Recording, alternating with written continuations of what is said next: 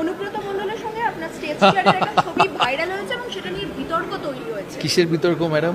মানে আপনার সঙ্গে এমন কি দরকার পড়লো অনুব্রত মণ্ডলের, এটা নিয়ে খুব সোশ্যাল মিডিয়ায় ভাইরাল হয়েছে। আমার সঙ্গে যেই স্টেজ শেয়ার করে তারই কি দরকার পড়ে না তো।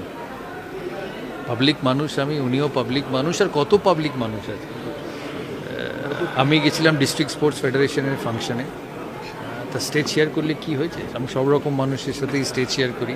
অ্যাকচুয়ালি অন্য লোকেরা তাদের পলিটিক্যাল হেট্রেডে আমাকে জড়িয়ে ফেলে।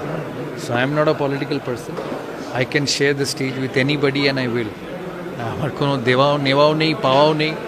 দেয়ার ওয়াজ নো রিজন ওই স্টেজে একসাথে। এখানে কত লোকের সাথে আমি আছি। I am a public person, so doesn't matter. District association তার পরের দিন একটা প্রেস কনফারেন্স করে বিষয়টা ক্লিয়ার করে দিয়ে প্রেস কনফারেন্স করার দরকারও ছিল না।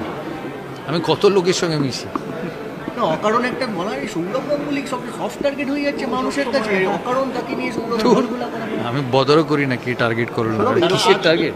এরকম একটা ঘটনা, কোন ঘটনা? এরকম একটা ঘটনা, অন্য প্রশ্ন জিজ্ঞেস করো। অন্য কিছু না, এই প্রশ্নের উত্তর আমার কাছে নেই। ঘটনা, এটাকে কি বলবো? এটা কি বাংলার সংস্কৃতি? আমার এইসব প্রশ্নের উত্তর নেই। তুমি হ্যাঁ খেলাধুলোর প্রশ্ন করলে আমি উত্তর দিতে পারি।